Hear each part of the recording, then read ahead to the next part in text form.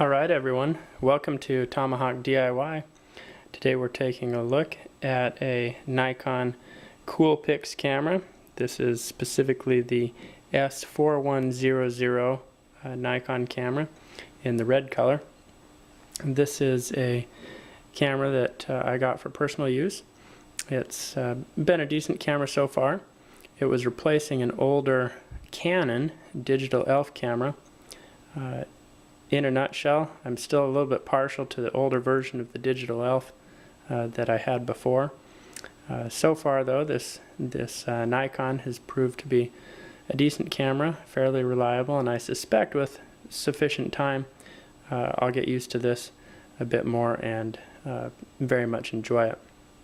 So let's take a look at it. The size of the camera is fairly typical for a compact digital camera. Fits nicely in a pocket, not too thick. I generally recommend it. I'm still getting used to it after having it for a couple months here. I'm not a huge heavy camera user, but it serves quite well. This is a 14 megapixel.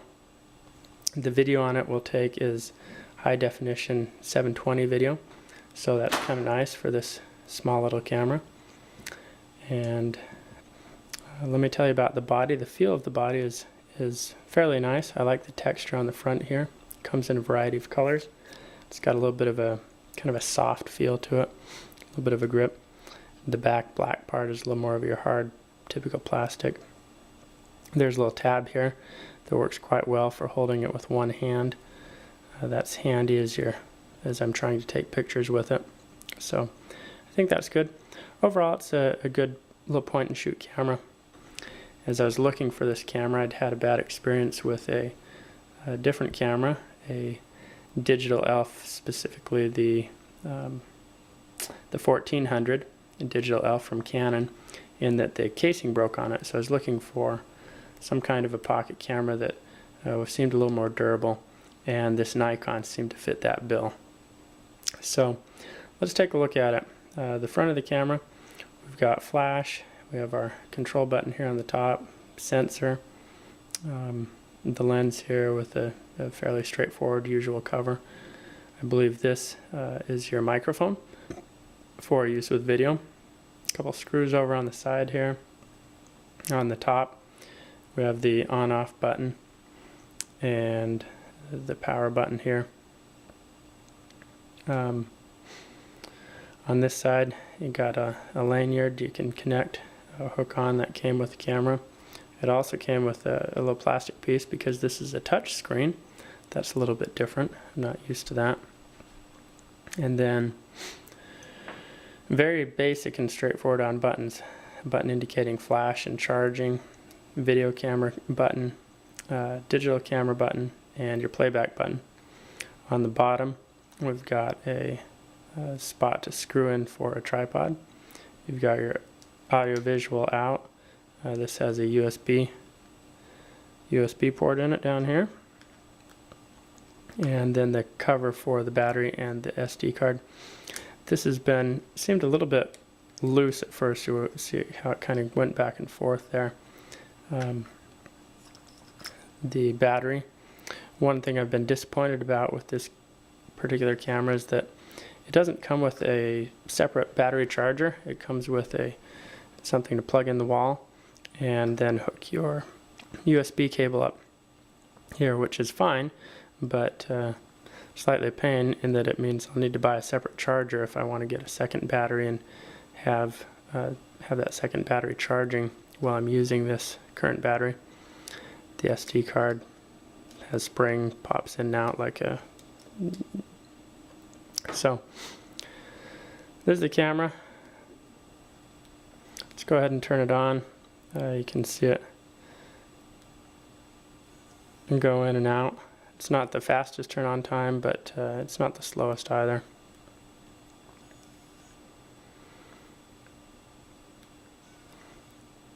On the back here, the display, this is again one area where I'm still getting used to. You can take a look with the touch screen. There's all sorts of buttons. Seems to work fairly well. with your finger. As I mentioned, they also provide this little stylus. I haven't used that too much. You can get into the settings like so. If you push a button, for example this video button, it'll change to video mode and begin recording right away. Push the camera button, it gives you a choice of different options. One thing that's interesting here, it has a smile button, so it will actually look for smiles and take pictures when it detects a smile on a face. That's a little bit interesting. That can be a little bit of pain as well with children, because getting smiles can be kind of tough.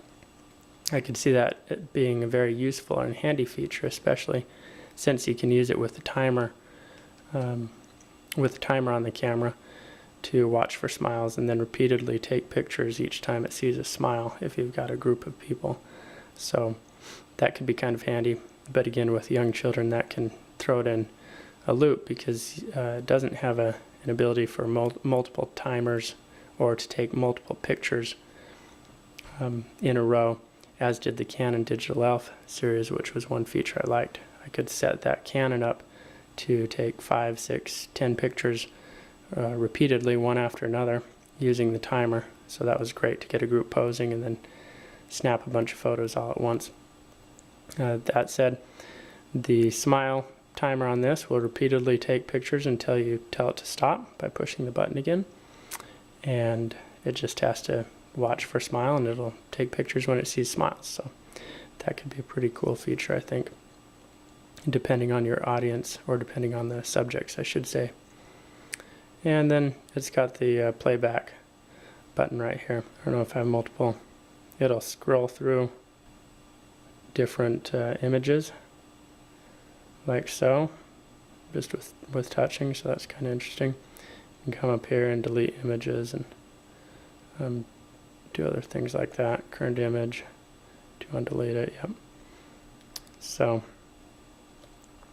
in a nutshell, that is the Nikon Coolpix S4100 series camera.